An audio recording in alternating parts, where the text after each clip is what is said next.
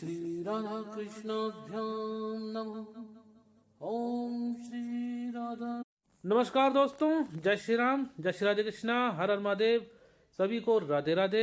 मित्रों, हमारे आपके अपने YouTube चैनल सनातन धर्म रहस्य जेमिनी चैनल पर बहुत जल्दी ही ब्रज 84 कोस यात्रा की कुछ झलकियां आने वाली हैं और उसमें लेकिन मैं नहीं रहूँगा, एंकरिंग में रहेंगे पंडित आचार्य माधव कृष्ण भारद्वाज जी शास्त्री।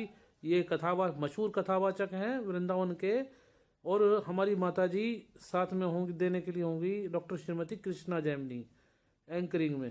तो ब्रज 84 कोस यात्रा का भक्तिमय वातावरण आप सभी के सामने शीघ्र आने वाला है। इसे आप देखें, भक्ति का लाभ लें और जय श्री राधे कृष्णा।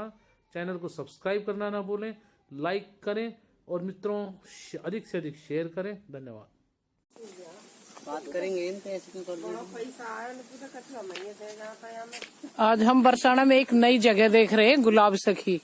इनके बारे में कहानी बहुत सुनी माधव जी से, आज फिर सुनते हैं। ये इनका चबूतरा है गुलाब सखी का, आप देख सकते हैं। हर परिक्रमा में नई नई नई चीजें दिखाते हैं माधव जी। आज एक नया और वो दिखाया हमें, गुलाब सखी का चबूतरा, जिसे बरसाना में या आसपास के गुलाब चाचा के नाम से पुकारते हैं। माधव जी बोली राधा रानी की जय। काफी वर्ष पहले की बात है, ब्रज के भक्तों में हमारे गुलाब चाचा जी की वार्ता आती है। अब वो सखी भाव में बाद में परिवर्तित हो गए थे। हुआ क्या था कि गुलाब चाचा जाति से मुसलमान थे, धर्म से। गुलाब चाचा धर्म से मुसलमान थे, परंतु वह सारंगी वादन किया करते थे। बरसाने में ऊपर महलों में जाकर, किशोरी जी के महलों में जाकर सारंगी वादन किया करते थे। एक उनकी बच्ची थी छोटी सी, अब उनकी माता थी नहीं उस बच्ची की, तो गुलाब चाचा प्राचीन समय से ही वहां जाकर सारंगी वादन किया करते थे। तो अपनी पुत्री का नाम भी उन्होंने किशोरी रख दिया। अब धीरे धीरे वह बालिका भी बड़ी होने लगी। गुलाब चाचा ज्यादा वो नहीं, लालन पालन उसका होता रहा था ब्रजवासियों की कृपा से। मैं कहा वर देखूंगा, किशोरी अपने आप देखेगी, और मुंह पे इतना पैसा ना है, मैं कहाँ से बाबा विवाह करूंगा, मुंह पे इतना पैसा ना है, और मैं कहा ही देखूंगा के विषय में, वो अपने आप किशोरी जी देखेंगी, वो किशोरी जी की सखी वो ही अपने आप देखेंगे। अब गुसाई परिवार सब कहने लगे, चाचा पैसा की बिल्कुल भी चिंता मत करो, सब लोग हम करेंगे, परंतु आपको उत्तम वर देखो। अब ठाकुर जी की किशोरी जी की ऐसी कृपा, सुंदर वर प्राप्त हुआ। समस्त जितने भी गुसाई परिवार था, सबने मिलकर बड़े ही धूमधाम से उसकी शादी कर दी। अब तो हुआ क्या, बड़ा स्नेह करने लगा था वह उस नन्ही सी बालिका से।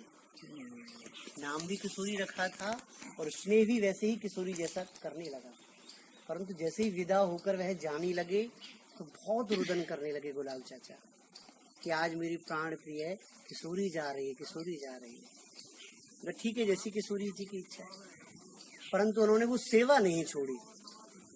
ऊपर महलों में जाकर सारंगी वादन करते रहते, परंतु नेत्रों से आंसू, क्योंकि जो नन्ही सी किशोरी थी वह गुलाब चाचा जी के साथ में ही ऊपर चली जाया करती थी, और गुलाब चाचा सारंगी वादन कर रहे हैं, गायन कर रहे हैं, और वह नन्ही सी किशोरी पैरों में नूपुर बांधकर नाचती थी।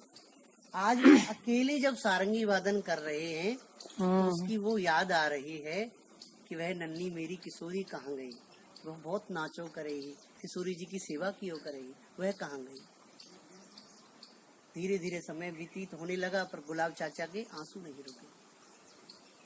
एक दिन इतना रुदन करने लगे गुलाब चाचा, इतना रुदन करने लगे कि मंदिर के पट तक बंद हो गए। गुसाई जी कहने लगे कि चलिए मंदिर बंद करेंगे, आप बाहर चलिए।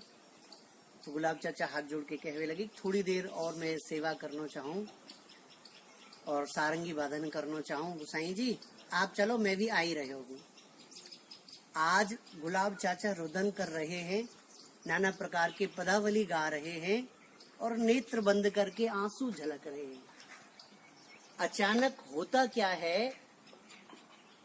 कि जिन चरणों में नूपुर जो किशोरी बांध कर नाचा करती थी, अचानक उन्हीं नूपुरों की आवाज उनको सुनाई देने लगी। नेत्र खोल के देखा तो वही बालिका नाच रही है। अब तो गुलाब चाचा की और उमंग बढ़ गई और नाना प्रकार से सारंगी वादन करने लगे, गाने लगे और वह नन्ही सी बालिका नाचने लगी। सुबह से रात आज नोक